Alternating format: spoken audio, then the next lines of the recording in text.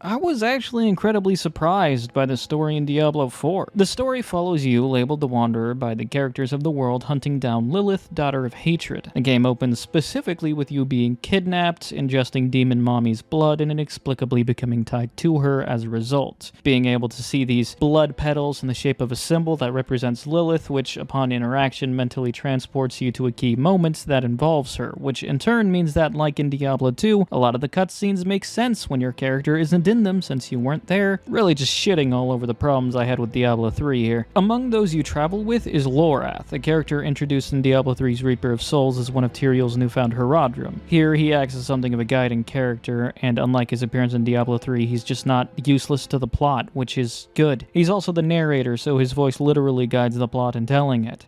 It's nice to see a character actually carry over between games, even if it seems his personality has changed a bit in the, 50 years since Reaper of Souls? But that's more a digression than anything else, since the one thing that Diablo 4 does inarguably better than I think really any other Diablo game, in my opinion, is its story. I was immediately intrigued by some of its concepts and story elements, and I was genuinely surprised when I realized that I cared about any of these characters. Do you know how many characters I've cared about in this entire series? 2. Tyrael and Deckard Cain. That is it. And Tyrael ran away sometime between the last game and this one, while Cain died in Diablo 3, so I have no prior story attachments. This is good. Less good is that the writing could use work in spots, more in terms of execution than concept. There are 5 classes, right? Druid, Rogue, Sorcerer, Barbarian, and importantly for this example, Necromancer. Now, within the world of Sanctuary, Necromancers are better known as Priests of Rathma. Hell, even the class reveal trailer tells you that. Rathma is the first Necromancer. Within this story, you have to, in effect, go through Rathma's shit on more than one occasion, part of which involves actually interacting with his ghost. The problem is, these interactions don't change if you're, just, for example, a necromancer. In fact, there's a specific portion of the game where you have to find a way to talk to the soul of a dead woman in order to progress the plot. You, a necromancer, don't know how to do this, but Rathma, a necromancer, does.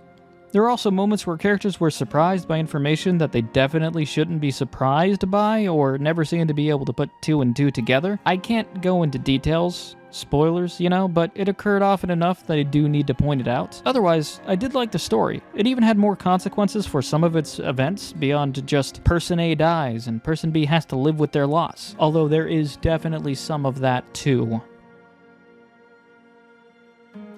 Okay, so by this point, I'm sure you're used to the regular details for this part. Beating enemies gives you loot and experience, both of which make your character stronger in different ways. Loot comes in various rarities with various modifiers, both of which depend on a few factors, including difficulty and gear power level. As you level, you unlock skills that you can... Oh, wait, no. Diablo 4 brought back skill points, but not attribute leveling? No, wait, they did. They just hid that in your gear's modifiers and the Paragon board. Okay, I think admittedly that's a weird choice, but you know what? I can accept this over the entire lack of skill leveling.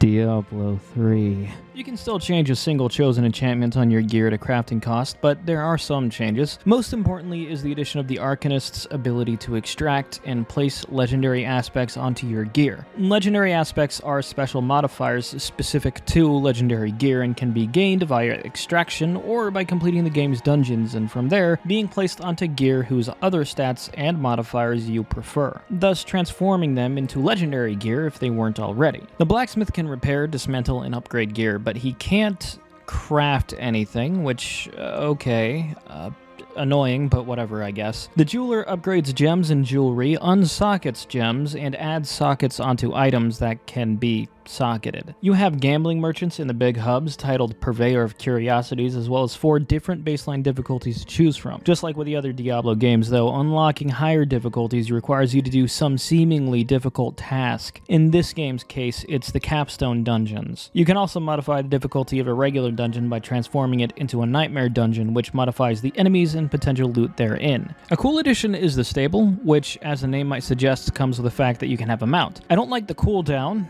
the fact it has incredibly basic mounted combat, and you only obtaining the mount at the beginning of Act 4, but hey, you have a mount now.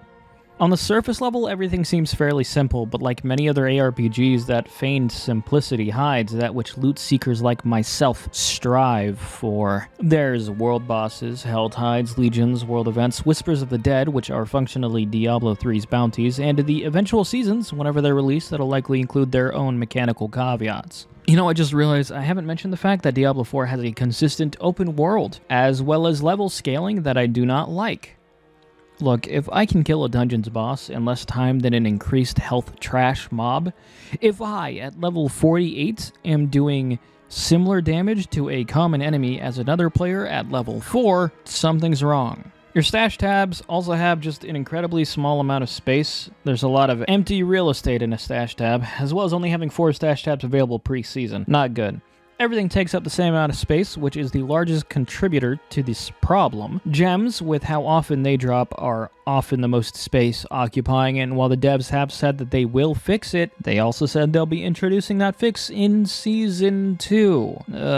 Leveling up feels counterintuitively slow, especially as you continue going along the levels. 1 through 50 can be done pretty simply at World Tier 1 or 2 just by doing a few dungeons and going through the story campaign. Past that, and it can feel just really tedious a lot of the time. Just for a sense of scale, mathematically, the amount of experience needed to reach level 100 is about double the amount needed at level 85. Likewise, level 99 is double the experience needed for 92. Add that with the fact that from level 50 forward, levels contribute towards Paragon points instead of skill points, and the increases to your character through the Paragon board that those Paragon points are spent on feel mostly negligible. You end up with leveling that can feel more like a slog than actual character progression.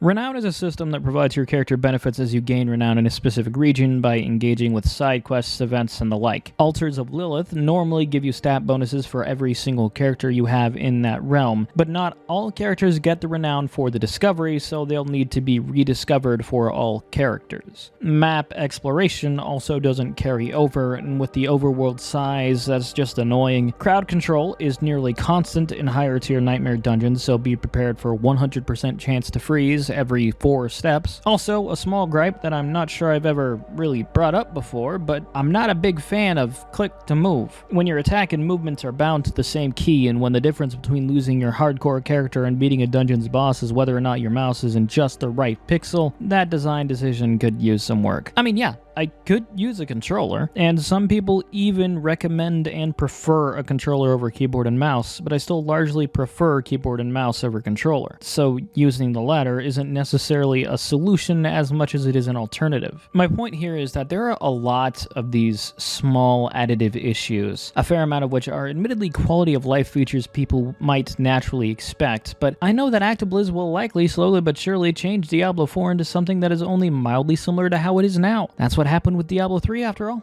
In terms of how that game functions now, it looks pretty different from how it was at launch. I expect with enough seasonal releases that the same will happen here with Diablo 4. Verdict is actually pretty simple. I like Diablo 4. I mean, there are definitely some things I wish were different. What's shared between characters, inventory space, all that stuff. Really, the biggest issues I can think of often come down to like quality of life, leveling actually, and level scaling. Pretty annoying. But I do recommend it. Though at this time, I just can't recommend the super duper extra special Bobby Wants His Wawa versions until I know what's in the season. An unfortunate fact of modern day reality. Just fun. I'll be around, maybe converting scatological enthusiasts to my cult, maybe finding out why I'm seeing ghosts after watching that mask guy turn people into dust I don't know yet. I'll see you later. Story out.